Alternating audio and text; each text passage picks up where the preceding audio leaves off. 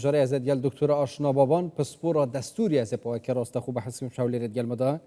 دکتر گلک سپاس کوین دیال مدانه بود چی حتی نو که افجوات نهاتیا پیک اینان یعنی اگر چنه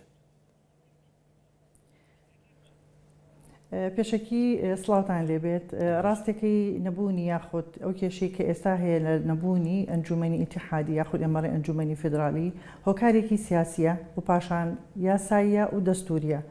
هۆکاری ئەمەش ئەوەیە کە ئەو کوتلەوەی هێزە سیاسیانی کە لە بەقان یاخود لە ئیتیحادی فدرالی لەوێ لە حکوومەتی فدرالی عێراق ئەمانە خۆیان کێشەیەک دروستەکەن بۆی کە نەبوونی یاخود ڕێگر بێ لەوەی کە ئەم ئیتیحادە دروست بێ. ئێمە ئەزانین هەر لە 2025 کاتێک کە دەستوری عێراقی پێک هات ئەم بڕگەیە وەکو بەڕێزیشتان ئاماژەتان پێەیە لە مادەی 65 ئەمە ئاماژەی پێکراوە بەڵام بەداخەوانی بە تەواوەتی ڕوون نییە کە ئەندامەکانی کێن یاخود چەند ئەندامە و چۆنیەتی هەڵبژاردننی و هەروەها پسپۆرەکانی ئەمانە یەکێکە لە ئەو هۆکارانی کە بەڕاستی لە نەبوونی دەستورەکە کە ڕوونی نەیاوەتە مادەکە بۆ ئەوەی کە ئیتیحادەکە دروست ببێت یاخودەوە ئەنجومەنی ئیتیحادیە دروست بێ. پاشان ئەمان هاتن وتیان کە ئێمە لە دوای هەڵبژاردن یاخود خولی یەکەمی هەڵبژاردن ئەو کاتە ئەنجومەنی نوێنەران ئەو یاسایە وەکو مادەی 65 بخرێتە دەنگانەوانی دوو لەسەر سێ ئەم یاسایە جێبەجێ بکرێت بەڵام بەداخەوە تاکو ئێستا ئەم ئەنجومەنی ئیتیحادیە پێک نەهاتووە. ئەم ئەنجومەنی ئیتیحادیە جۆرێک لە هاوسەنگی لە نێوان هەرێم وەکو هە لە دەستور کە ئەڵێ هەرێمەکان و پارێزگاکان جۆرێک لە هاوسەنگی ئەیا بە پەرلەمان یاخود ئەنجومەنی نوێنەران یاخود حکوومەتی ئیتیحادی و لەگەڵ هەرێمەکانەکە ئەمە جۆرێکە لە هاوسەنگی هەم لە ڕووی یاساییەوانێ بیریشمانە چیە هە لە مادەی 48 ئاماژەی پێکردووە کە ئەنجومەنی ئیتیحادی لەگەڵ ئەنجومەنی نوێنەران ئەمانە پێکەوە هەردووکیان هەر کاریان وەکو یاسادانانە و چاودێریە و هەروەها جۆرێک لەو یاسانی کە بەڕاستی جاریکە چاودێری ئەکرێتەوە لە ئەنجومەنی ئیتیحادی بەڕاستی ئەبێتەوەی کە پاڵپشتیەکە بێ بۆ هەرێمەکان. بەڵام بەداخەوە لە عێراق ئەمە پشتگوێ خراوە ئەم ئەنجومەنی ئیتیحادیە هیچ گرنگی پێ نەدراوە ئەمەش هۆکارێکی سیاسی لە پشتە لەگەڵ ئەو هێزە سیاسیانی کە لە حکوومەتی عێراقی فدرال بەڕاستی ئەمان ئەیانوێ ئەو ئەنجومەنە دروست نەبێ بۆ ئەوەی کە بەتەواوەتی هەژمونی خۆیان بەسەر هەرێمە خۆمانەزانی لە عێراقا تاکە هەرێمی کوردستانە لە بەروانی هەژمونی خۆیان زیاتر بەو شێوازە پسەپێنن بەسەر هەرێمی کوردستان. پرسیارە وسا بژین الدجي هريما كردستان اف انجمن انا تبكينون بس برجوانديا كده بێگومانم لە بەرژەوەندی وەکو باسمان کرد ئەو هێز و کوتلە سیاسیانەی حکوومەتی فدرالی عێراقن بەڕاستی لەبەرەوەی کە ئەو یاسایانە ئێمە ئەگەر هات و ئەنجومەنی ئیتیحادیمان هەبێ و ئەنجومەنی ئیتیحادیە هاوسەنگیەک دروست دەکات. بیرمان نەچێت لە ئەندامەکانی ئەگەر هات و بەڕاستی ئەگەر دیاری بکرێت لە دەستورۆ کە ئەندامەکانی و ئەنجومەنی ئیتیحادیە ئەمانە ئەبێت بە پێی هەر محافظەیەک یاخود بەپێی ئەو هەرێمانی ئێمە باسی عێراقەکەین لە عێراقا یەک هەرێم هەیە ئێمە ئەو کاتە نوێنەرێکمانە بێ لەوێ لە کاتێکا کە ئەو یاسانە دەرکرێت بێگومان دڵنی هەرێم زیاترە بێت لەبەرەوەی کە ئەو ئەنجومەنە دەسەڵاتێکی زیاتری هەیە ئەتوانی بڵێن جۆرێک سەر بەخۆیی هەیە و بڕیارەکانیشی مولزەمن لەبەرەوە ئەمە لە ساڵحی قووەت و هێزە سیاسیە عێراقیەکان نییە لەبەرەوە هەمیشە حەزەکەن چی بکەن هەژمونی خۆیانیان هەبێ لەبەرەوە نایانەوێ ئەم ئەنجومەنی ئیتیحادی و فدرالیە دروست بێ بۆ ئەوەی کە پشکی یاخود سەوتی یاخود ئەندامیکی ئەو ئەندامانی کە لەوێ دروستە بن ئەندامەکانی محافظات و لەگەڵ هەرێمەکانە نانەوێ ئەو هەرێمی کوردستان ئەندامێکی هەبێ لەوێ بۆ ئەوەی کە وەکو چۆن بڵێ ڕێگری بکالەیان دژێتی بکالەوەی کە ئەو یاسانی کە دژی هەرێمە ڕێگری لێ بکە و بیرمان نەچێت لە کارەکانی یاخود ئەو ئیشانی کە لە ئەنجومەنی ئیتیحادی دەرەچێت کۆمەڵێک ڕێکار و کاریان هەیە کێکێک لەوانە بەڕاستی لە کاتی بڕیاردان لەسەر موجۆ موازنەی ئیتیحادیە و ئەو بیرمان نەچێت لە بابەتی سنووریەکانە بیرمان نەچێت لە بابەتی قونسوڵی و لە ئیدارە و لە ترشیحکردنی پۆستەکانە واتە کۆمەڵێک کاری گرنگی هەیە کە ئێمە لێرە بێبەش بووین بەڕاستی وەکو هەرێمی کوردستان لەبەرەوەی کە ئەو ئەنجومەنە دروست نەبووە و ئەندامانێکی هەرێمی کوردستانی تیانیە لەبەرەوەی کە ئەنجومەنەکە دروست نەبووە و ناتوانین ئێمە لەوێ وانێ ئەو یاسایانە بە تەواوەتی خۆمان نەزانین لە دەستورە 63 مادە هەر پێشێل کراوە بەداخۆ ئەم مادەیەشت پێشێل کراوە و ئەم بوونی ئەنجومەنی ئیتیحادی لە ساڵح و بەرژەوەندی بەڕاستی هەرێم و ئەمانتوان بڵێم محافەزاتەکانیشە. خۆ دەستور هاتیە بن پێکرن لێ حتا چ ڕادە تایبەتیژە ئەس بەحسا یاساین کود 20 ساڵێن دەربازبوویدا بکەم گومانێ سەر دەستوری بوونەوان یاساژی دروستکە نا آواکرن یا جیب نه ایک پیکینان في انجمنه کو پیتوی بوا یعنی اوجید گل جواتا نونران کار پیک وکر بانه بود در خستنا هر یاسای که پیتوی بوا. بله بپی ماده 48 انجمنی اتحادی لگل انجمنی نونران پیکوانه بۆ یاسادانانن واتە ئەو یاسایانی کە ئەنجومەنی ئیتیحادی هەنێک لە پرۆپۆزەل یاخود مەڵێن مەشروعی یاسایی یاخود ڕژنووس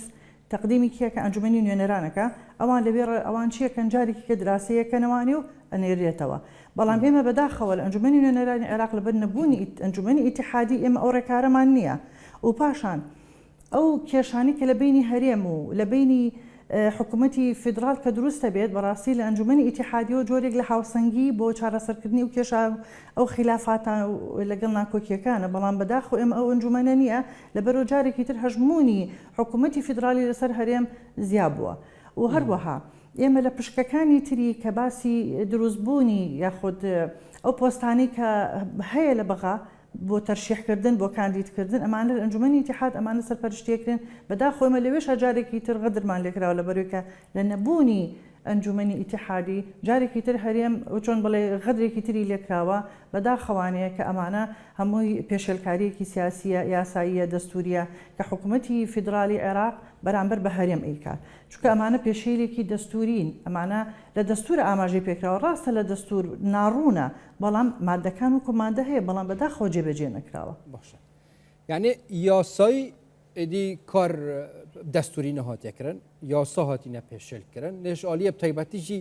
خودزینێڤە ها چۆن بڵێ پێیان کراوە هەتا ئێستا ئەمە 20 ساڵە بەڵام هەتا کەی پێیان دەکرێت ئەم خودزینەوە بکەن لە پێک نەئینانە ئەvێ ئەنجومەنە هەنێ بەڕاستی ینی هیوادارین لە خولی داهاتووی پەرلەمانی عێراق و نوێنەرەکان بتوانن پێداگیری بکەن لەوەی کە ئەم ئەنجومەنی ئیتیحادی بەڕاستی بێتە دروستکردن و پێک بهێنرێت و بە تەواوەتی ئەندامەکان و هەڵبژاردنەکان و شێوازی ئیشکردنەکانی بە تەواوەتی لە ناو یاسایەکە هەموار بکرێتەوانێ و دابمەزرێت چونکە بەڕاستی بوونی ئەنجومەنی ئیتیحادی و فدرالی لە ساڵح و لە بەرژەوەندی هەرێمی کوردستانە چونکە کێماڵی ئەنجومەنی ئیتیحادی خۆی بۆ پشگیری و هاوسەنگی هەرێم و ئیتیحاد کە ئێمە باسی دەوڵەتێکی یاخود سیستمێکی ئیتیحادیەکەین واتە ئەو وڵاتەی کە ئێماڵین فدرالی ئیتیحادیە یاخود چەند هەرێمێکی تایە ئەم ئەنجومەنی ئیتیحادیە ئەم ئەنجومەنی فدرالیە بۆ هاوسەنگی و چارەسەرکردنی ئەو کێش و خلافەت و ناکۆکیانی بینی هەرێمەکان و لەگەڵ حکوومەتی فدرالە واتە هیوادارین ئێمە کە ئەم نوێنەرەکانی ئێمە بۆ خولی پەرلەمانی داهاتووی عێراق بتوانن پێداگیری بکەن بۆ ئەوەی کە ئەو یاسایە جارێکی تر هەموار بکرێتەوە و بخرێتە جێبەجێ بکرێت و فعلا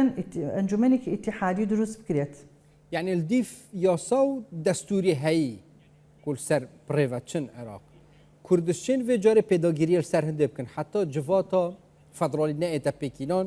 ێدی کارە هیچ یاسایەکی نەکرد کوش جڤاتا نەرێن عێراقی دەرچێت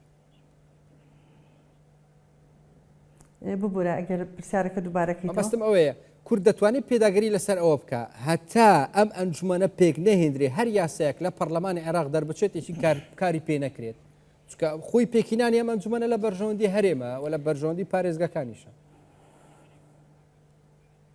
بێگومان خۆی لە دەستورەکەش ئاماژەی پێکردو بە پێماتی 65 ئاماژەی پێکرد بەزەوەی بابەتەکانی ڕوونین یاخود نەچۆتە حیث و تەنفیز و جێبەجێکردنەوە ئەگەر هاتو پێداگیری بێ بەڕاستی ئێمەی کورد یەکەم شت ئەوەیە کە ئێمە یەکگرتوو بین و یەکدەنگ بین ئەتوانین وا بکەین کە فشارێک دروستکەین لەسەرەوەی کە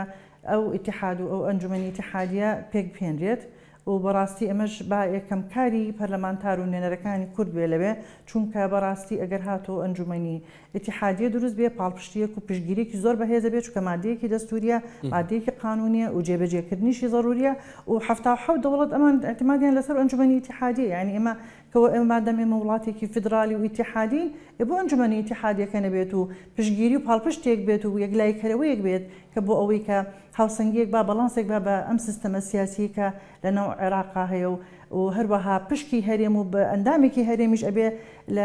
لە ناو ئەنجومەنی ئیتیحادیەکە بێ بۆی کە پاڵپشتی بکات و فعلا ئەو یاسانی کە لە پەرلەمانەوە دەرەچێت کە بە چاودێری بێت و نەک ئەوەی کە هەمیشە دژی هەرێم بێت و یاخود ئەو یاسانە بێت کە بخوانیان و هەژمونی خۆیان بەسەر هەرێما بسەپێنن. گەلک سوپاس